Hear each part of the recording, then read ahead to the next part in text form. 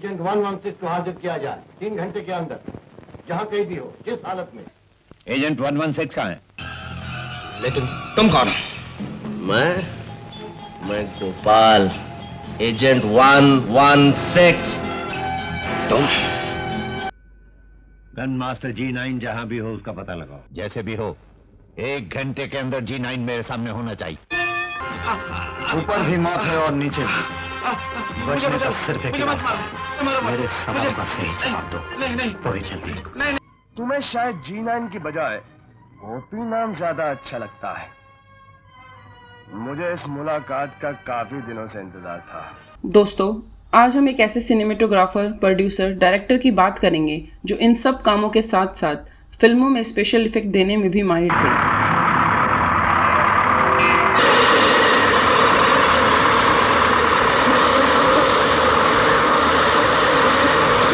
दोस्तों, इस कलाकार को हिंदी फिल्म इंडस्ट्री में कई तरह के बदलाव और एक खास तरह की एक्शन थ्रिलर फिल्में देने के लिए याद किया जाता है।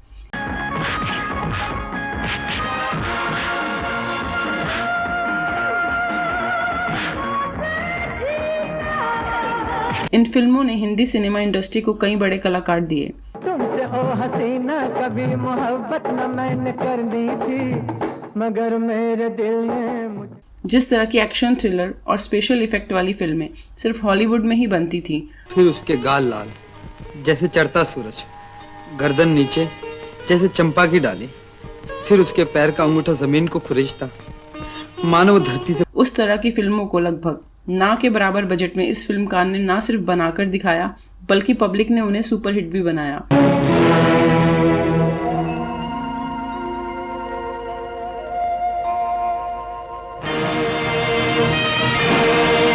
इंडस्ट्री में उन्होंने एक नई तरह की शुरुआत की, जिसमें कि अब रोमांटिक, इमोशनल, पारिवारिक फिल्मों के साथ साथ स्पाई थ्रिलर और एक्शन फिल्म के बीच की एक कैटेगरी भी उन्होंने बना डाली थी।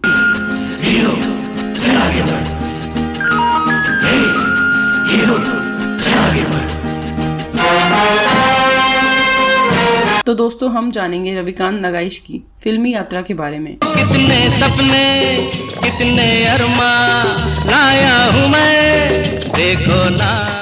तो दोस्तों, क्या आप जानते हैं कि जितेंद्र को फिल्मों में असली कामयाबी कब और कौन सी फिल्म से मिली थी? बार बार दिन ये आए, बार बार दिल ये गाए। और कौन वे डायरेक्टर थे जिन्होंने स्पाई थ्रिलर फिल्मों की शुरुआत की, और शुरुआत ही नहीं की बल्कि उसे एक बेजोड़ मुकाम तक पहुंचाया। लक्ष्य उस जगह है जहां तुम्हारे हाथ नहीं पहुंच सकते। लेकिन तुम ये नहीं जानते कि हीरा लाल के हाथ बहुत लंबे हैं। और मिथुन चक्रवर्ती के कमर्शियल फिल्मों में पांव कब और किस फिल्म से जमने शुरू हुए? मौसम है गाने का। और इस कलाकार का साउथ इंडियन फिल्म इंडस्ट्री से मुंबई के कमर्शियल सिनेमा का सफर कैसा रहा?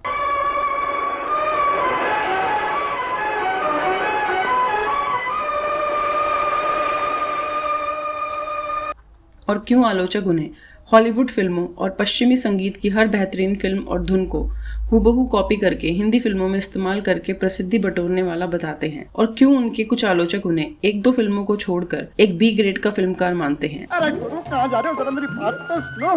देखो, या तो मेरी आंखें धोखा खा रही हैं, या फिर उस लड़के ने मुझे आग मारी। जरा तुम देखो ना। क्या थी रविकांत जी के फिल्मी करियर की हकीकत? इस सब को जानने की कोशिश करेंगे हम इस वीडियो में। तो दोस्तों, वीडियो को अंत तक देखें।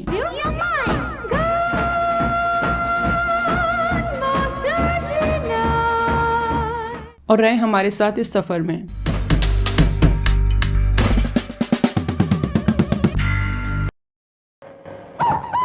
मस्त बहारों का मैं आशिक, मैं जो चाहे यार करूं।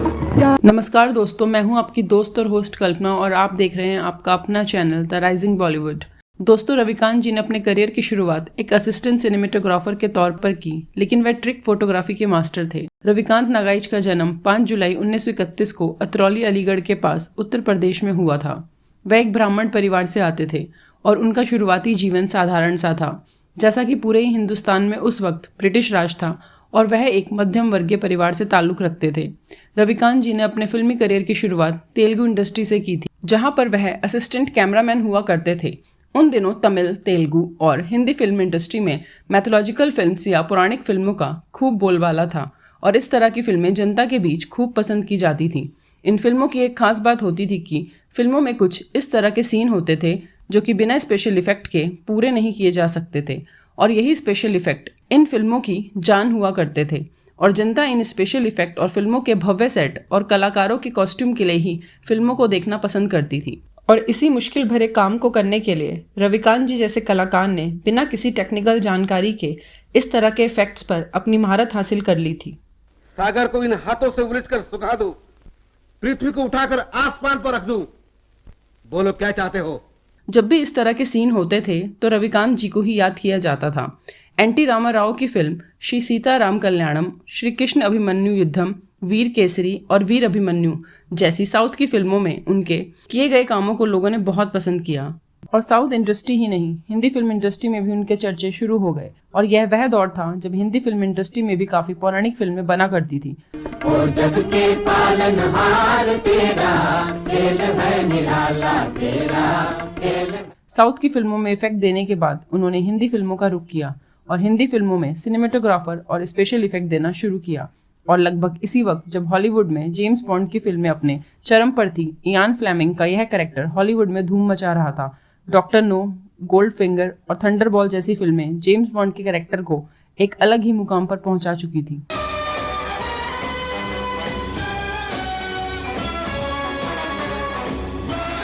और हिंदी फिल्मों में इस जेम्स बॉन्ड जैसे मसाले को लेकर जो निर्देशक सबसे पहले आए वे थे रविकांत नागाइच। सच निचोड़ना चाहते थे, यही काम करने तो मैं यहाँ आया हूँ। मैं भी जानता हूँ इस मशीन का इस्तेमाल। बोलो। नहीं कभी। हालांकि कुछ बी ग्रेड फिल्मों में दारा सिंह भी इस तरह के जासूसी किरदार निभा चुके थे। एजेंट 116, आजकल तुम्हारा मिलना बहुत मुश्किल हो गया। No sir. टेलीफोन पे भी नहीं मिलते हो, मिल जाते हो तो कहते हो हमारे दादाजी की तबीयत ठीक नहीं है। रविकांत जी की फिल्मों का हीरो निडर देखने में खूबसूरत और बड़ा रोमांटिक होता था।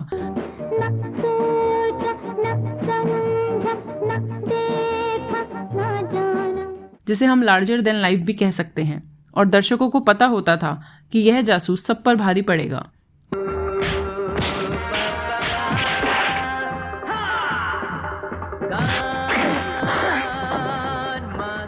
उनके इस थ्रिलर सीरीज की पहली फिल्म फर्ज 1967 में जो कि जितेंद्र के साथ आई थी। ये साउथ इंडियन फिल्म गुड्डाचारी 116 का रीमेक थी जिसमें तमिलनाडु की भूतपूर्व मुख्यमंत्री जयललिता हीरोइन थी और इस फिल्म की कामयाबी से ही जितेंद्र को उनका नया नाम जंपिंग जैक मिला और उन्हें एक स्टार के रूप में जाना गया। लेकिन इस फिल्म में पहले फिरोज खान को लिया जा रहा था और फिल्म के निर्माता जितेंद्र से ज्यादा फिरोज खान की पर्सनैलिटी से प्रभावित थे और उन्हें लगता था कि जासूस गोपाल का रोल फिरोज खान बेहतर ढंग से निभा सकते हैं। लेकिन फिरोज खान ने फिल्म करने से इनकार कर दिया क्योंकि उन्हीं दिनों उन्होंने रिपोर्टर राजू नाम की एक फिल्म की थी और उन्हें फर्ज फिल्म और रिपोर्टर राजू फिल्म का कैरेक्टर लगभग एक सा लगा। फिल्म में जितेंद्र की एंट्री से पहले शशि कपूर और मनोज कुमार जैसे दिग्गज अभिनेताओं ने फिल्म को रिजेक्ट कर दिया था और खुद फिल्म के स्टार जितेंद्र फिल्म को एक फ्लॉप मानकर चल रहे थे और अपनी एक दूसरी फिल्म बूंद जो बन गए मोती से उनको पूरी उम्मीद थी कि फिल्म हिट ही होगी। हम तो तेरे आशिक हैं सदियों पुराने,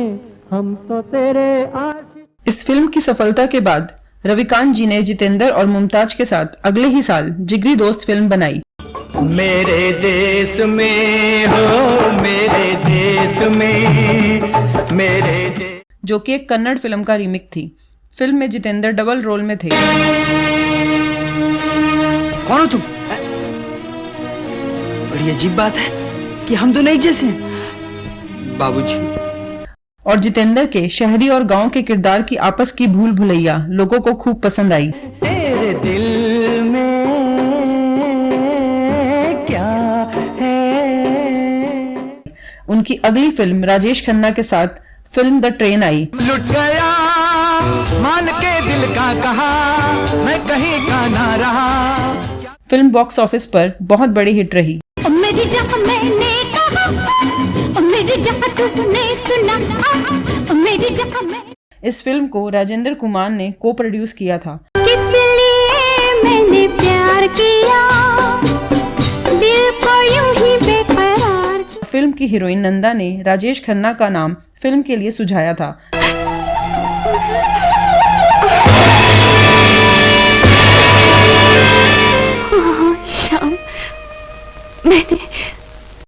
यह दोनों कलाकार इत्तेफाक फिल्म में साथ साथ काम कर रहे थे। इस फिल्म की खास बात यह थी कि यह फिल्म साउथ में कोची एक्सप्रेस, बेंगलुरु मेल और तमिल में नीलगिरी एक्सप्रेस के नाम से बनी थी और फिल्म का संगीत R.D. बर्मन जी ने दिया था और राजेश खन्ना का पुलिस इंस्पेक्टर का किरदार लोगों को बहुत पसंद आया। इस फिल्म के बाद आई फिल्म हिम्मत, जिसके हीरो हीरोइन जितेंद्र और मुमताज थे।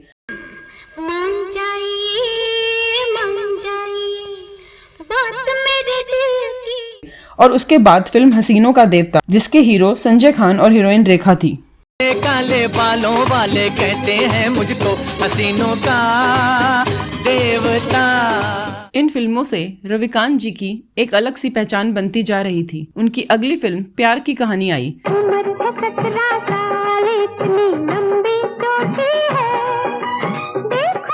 जिसके हीरो अमिताभ बच्चन, अनिल धवन और हीरोइन तनुजा थी। अगर बकवास करते तो निकलने दो, सच्चाई तो हम जानते हैं ना। सच्चाई अपनी जगह, दुनिया अपनी जगह। तो कहना क्या चाहते हो? हमें इस दुनिया में रहना है ना, तो हमें उससे डरना भी होगा।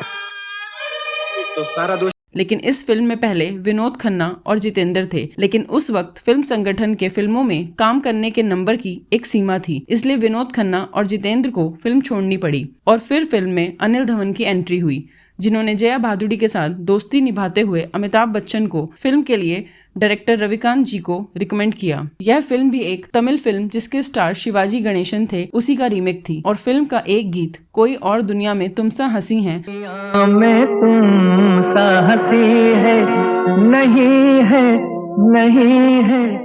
R.D. बर्मन ने 10 साल बाद इसी धुन को फिल्म अब्दुल्ला में मैंने पूछा चांद से में दोहराया था। मैंने पूछा चांद से कि देखा है कहीं मेरे यार सा हंसी। ओरिजिनल सॉन्ग की बजाय रिमिक्स किया हुआ R.D. बर्मन का गीत ज्यादा हिट रहा था।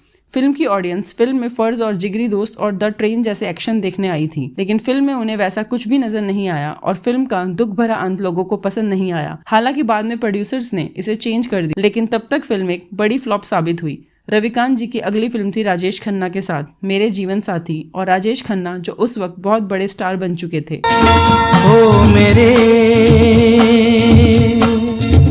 दिल के चैन।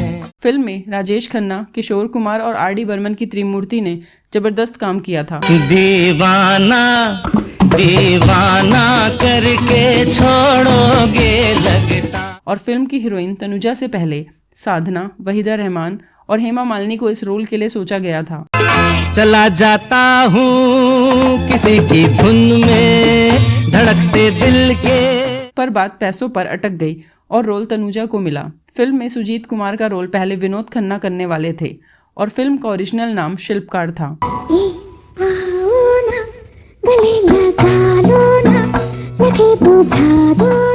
जिसे बाद में बदलकर मेरे जीवन साथी कर दिया गया। फिल्म बहुत बड़ी हिट रही। इस समय तक रविकांत नगाइच अपने आप को एक काबिल डायरेक्टर के तौर पर स्थापित कर चुके थे। दीवाना लेके आया है दिल का तरा। और लगभग हर बड़े म्यूजिक डायरेक्टर हीरो और हीरोइन के साथ में काम कर रहे थे। लेकिन मैं कैप्टन विनोद और ज्योति के बीच में दीवार नहीं बनना चाहता, कभी नहीं बनूंगा। इस बार बारी थी धर्मेंद्र की। फिल्म का नाम था कीमत।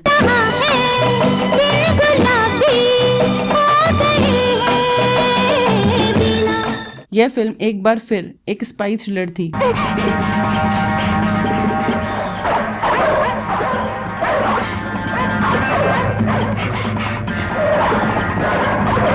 और धर्मेंद्र एजेंट 116 के रोल में थे।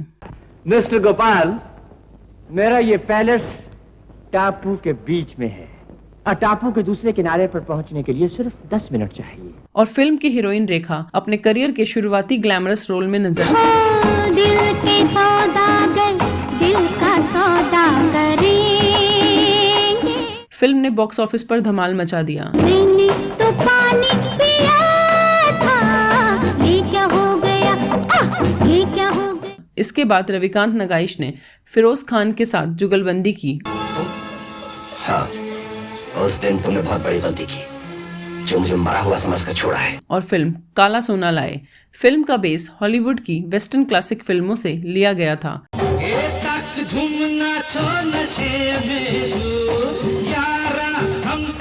और इस रूप में फिरोज खान अपने कैरेक्टर में बहुत जमे थे। समझने की कोशिश कर रहा हूं। जहां ये तुम्हारी सारी तमन्नाएं पूरी होने के लिए सवा साल लग जाएंगे। और अपनी हिट फिल्मों के इस दौर में रविकांत जी फिल्मों में डायरेक्शन के साथ साथ स्पेशल इफेक्ट और सिनेमेटोग्राफी भी साथ ही साथ किए जा रहे थे।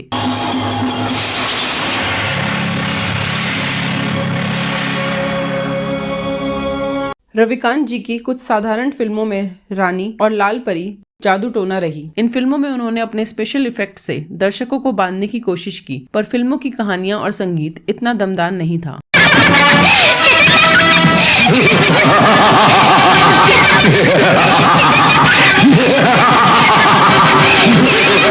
फिल्मों ने साधारण सा बिजनेस किया। सीने तक चढ़ गई सजनिया, देख सजनवा आंखें फाड़। और फिर शत्रुघ्न सिन्हा के साथ उनकी फिल्म थीफ ऑफ बगदाद आई। आज मौत ने तुम्हें लाकर हमारे सामने खड़ा कर ही दिया। मौत ने नहीं शहजादे, तुम्हारी मजबूरी ने। मरने से पहले ये हसरत पूरी कर लो कि तुमने बगदाद के चोर से मुकाबला किया था, जिसमें फिर काफी स्पेशल इफेक्ट और एक्शन के सीन्स थे।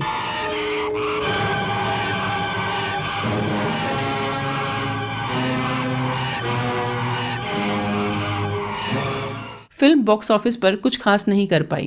सब जान गए, पहचान गए।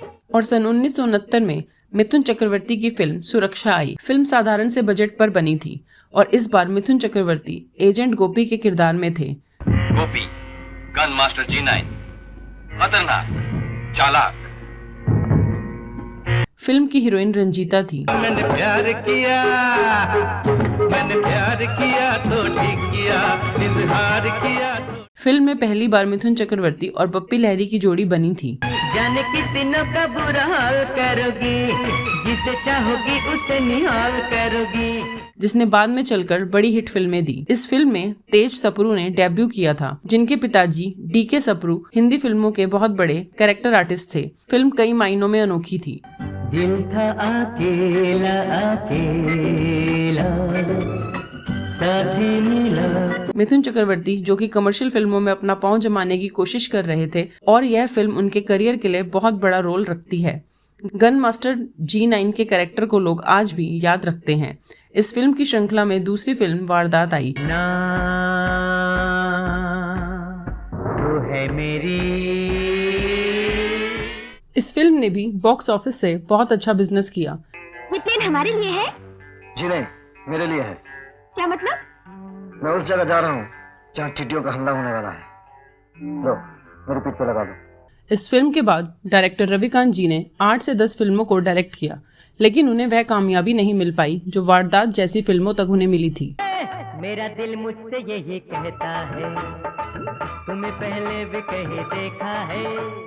उनकी आखिरी कुछ फिल्मों में लापरवाह, नजरों से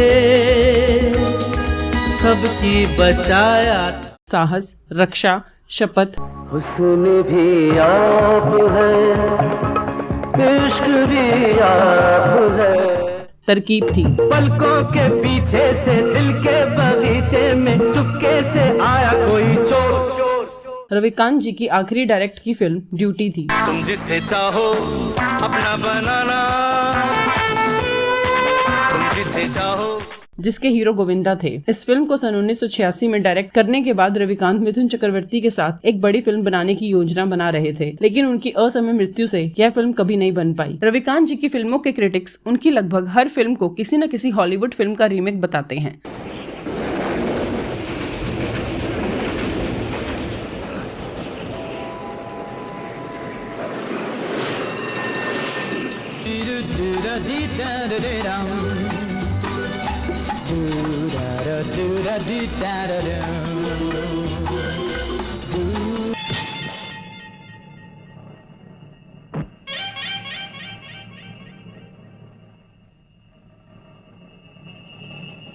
और आलोचक यहाँ तक कहते हैं कि उनकी फिल्मों के सीन हॉलीवुड की किसी न किसी फिल्म से कॉपी होते हैं, और अगर किसी फिल्म में यह सीन कॉपी नहीं है तो इसमें उनका निर्देशन बहुत ही साधारण होता है। और अगर उनकी फिल्मों के संगीत और सीन्स को देखा जाए तो दर्शक भी कहीं न कहीं यही महसूस करते हैं कि यह सभी संगीत और सीन मौलिकता लिए हुए नहीं हैं और इन्हें कहीं न कहीं से चुराया गया है। जैसे फिल्म काला सोना में डैनी और फिरोज खान के कैरेक्टर, जो कि वेस्टर्न क्लासिक हॉलीवुड की फिल्मों से लिया गया है। कौन हो तुम? परदेसी। कहाँ से आए हो? पहाड़ वाले रास्ते से। तुमको किसने रास्ते में रोका नहीं?